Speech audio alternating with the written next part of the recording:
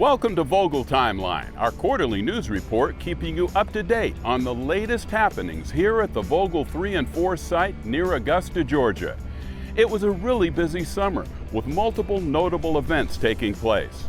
The workforce continues to ramp up, and helping oversee the inspection process is the newest addition to the NRC inspection team, Terrence Brimfield. Terrence joined the team in May and is a nuclear engineer responsible for inspecting a variety of structures, systems, and components that are associated with ITAAC. He will also oversee component and system testing activities. The assembly of the squib valves for Units 3 and 4 is complete. The NRC conducted its inspection of the valves and identified no issues. Delivery is on track to meet construction need dates. The setting of the turbine building roof trusses marks the top height of vertical construction on the Unit 3 turbine island.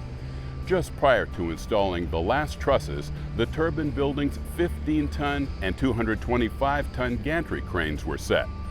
Once the remainder of the roof is in place, the site will begin to use those new cranes for turbine and generator assembly.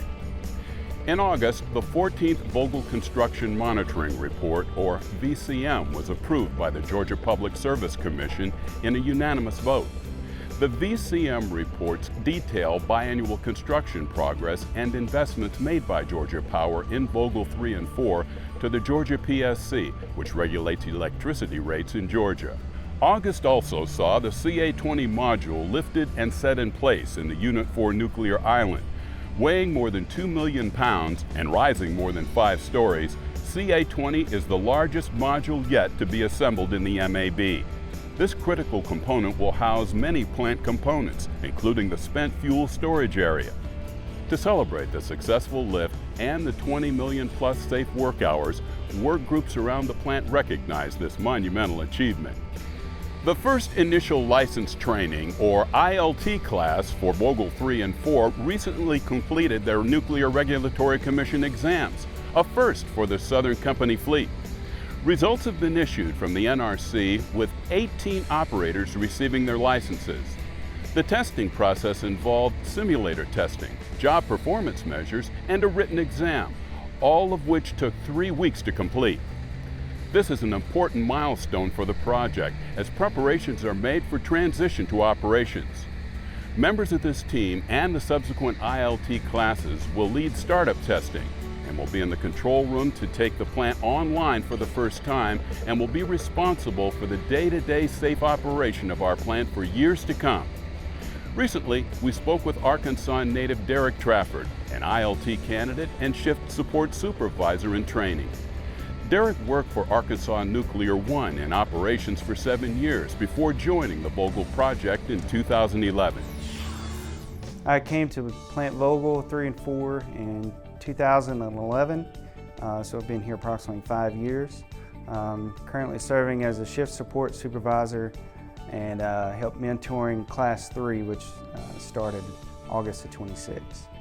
The process for achieving a license is we'll start out with generic fundamentals. It teaches you basics of how a nuclear plant operates. NRC comes on site and we have another written examination, so there's 3 rounds of written examinations. We have simulator scenarios, also have job performance measures, JPMs, where test an operator's ability to perform a task that an operator may perform in the future.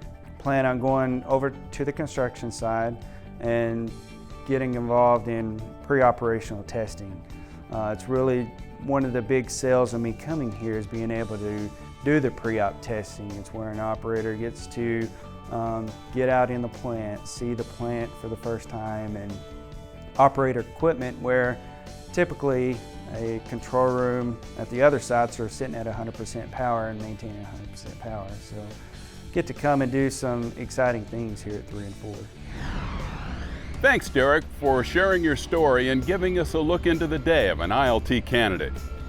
Recently, the 8th annual Stuff the Bus campaign made a trip to the site. Westinghouse donated 100 backpacks and water bottles, while Fluor donated 100 backpacks. Employees from Westinghouse, Fluor, and Southern Nuclear donated other needed supplies to stuff the bus. The school supply drive distributed a variety of donated materials to 600 children across the 7 public schools in Burke County. United Way of the CSRA estimates that approximately 45% of students in the school district live at or below the poverty line. SGA Elementary School Principal Josh Brantley recently spoke to us about what these types of programs and donations can mean to schools, teachers, and most importantly, students. Well, our Stuff to Bus campaign, we usually get together right at the beginning of the year before school starts, and our community donates school supplies for our county. There's a big kickoff, a big promotion, a big to-do, and our county gets behind that and works hard on that. And once those supplies are accrued together, then they are sent to our county office, and our county office distributes those supplies to the schools as needed. And our school, of course, receives lots of those supplies, from book bags to paper to pencils, crayons and things that we need that we're able to give back to those children who need those. Our Plant Vogtle is a huge partner with that United Way and Stuff to Bus campaign as well. They're there on site when we do that drive, and they're there pushing and helping to get those donations in.